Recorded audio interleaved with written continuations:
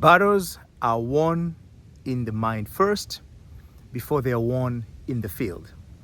This is a statement I draw from a Netflix series of a queen in Africa, Queen Njinga. It's a very interesting story. I love it, but I'm not going to go about it. If you have time, you can go and watch it. It's very fascinating, filled with lessons and how sometimes our mind are twisted based on the things that we believe to be true. We will do the same thing ourselves, but when we look of another who's doing an altered version of that, we consider that as unbelievable, ridiculous, or evil in nature. But that's not the issue here. Just as she was told by her king father that battles are won in the mind first, so it is true about our lives. Every time when I go about my workout, as it was for today. Yesterday, usually Monday is my lower body, so I run and do some lunges and all kind of stuff just to kind of strengthen my lower body. And then the following day, usually I do my upper body, which is today. But yesterday, I didn't have the time. Not that I didn't have the time. I rescheduled my time and found out that things that came about and made it difficult for me to do the running that I normally do. So I just took my walk and do my little bit lunges. So this morning I said I am actually going to do both the upper body and the lower body workout. But there are pressing issues that are due dates, deadlines that I needed to take care of. And those things were right on my mind when I made that decisions, because it means it will take me longer to finish my workout. So how am I going to do? Guess what? As it is, battles are won in the mind first before they are won in your physical world, or they are won in the field. I have to adapt or dress myself in a particular state of mind. As I call it, I did a bubblegum mindset by assuming myself that I can do both. Did both part, upper and lower body, and return home and focus on the task at hand and be able to complete those tasks just as I would have if I only did my upper body workout. Is it possible? Yes, it is. It requires a little bit of focus, tenacity, and everything else. If you ask any athlete, they will tell you that before they go to a game or they go to an exercise, or any one of you who is exercising, you normally have to enter a particular state of mind to feel yourself adequate and energized enough to be able to do the task at hand. The problem is not the mindset. It is where we draw the inspiration for that mindset. We allow the circumstances to become the point of inspiration. So today, normally, or a reasonable mind would have said, Alpha, you're doing too much. You can't do this. The best thing is just do one thing and go back and do those deadlines. That means I'm drawing my inspiration from the circumstances at hand. And consistent with that circumstances, I will dress up my mindset of saying I can only do my upper body, and therefore I would have ignored the running. But instead, I was able to accomplish both. But instead of actually running for, like normally I do 4 miles, I went for 2.5 miles today. But I did 2.5 miles, I ran faster than I normally run. So it took me lesser time, I ran shorter, but I consumed more energy because my workout of running was more intensified compared to what I normally do. So I was able to accomplish pretty much almost the same results I would have if I ran 4 miles. But in this case, I ran for a shorter period of time, but more intense than I have done before. And yet I was able to also work on my upper body. Yes, it was a little bit longer, but it took that creativity to achieve both. And I could only think in that manner because I had dressed up myself in an attitude that I am going to do this, sunshine or rain. And in fact, when I was about to start, the cloud was darker. It felt like it was going to rain. So actually, out of that feeling that it was going to rain, I was inspired to run shorter route at a faster speed. By the time I was done with it, the sky cleared out and it was a beautiful day, as you can see behind me.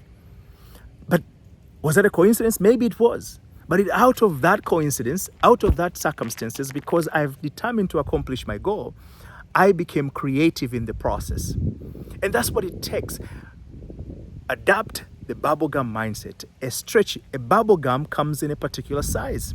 It's limited when you look at it. But when you start chewing it, you can stretch it beyond the size it came. And it just looks like there, but when you put it in your mouth, it have a particular taste. And that's what it's about when it comes to mindset.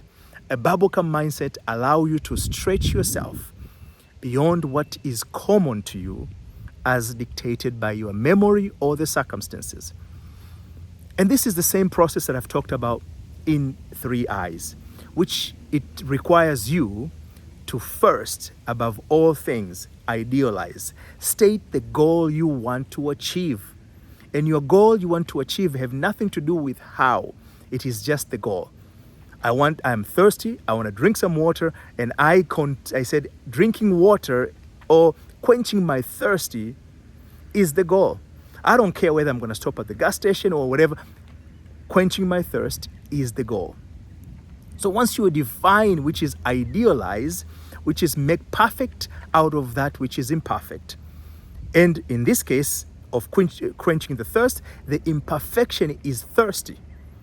And perfection is, I have quenched my thirst. So one is you have to idealize the thing. And second, you have to introduce into your mind by saying, I have. Meaning, what will it feel to be a person who is no longer thirsty? How will it feel to think as if you are that person who is no longer thirsty? That's you're introducing the idea in your mind. You are feeling to be the thing you wanted. You are thinking as if you are the person you wanted. And the third I is iterate. Repeat the process over and over until it is comfortable in your mind.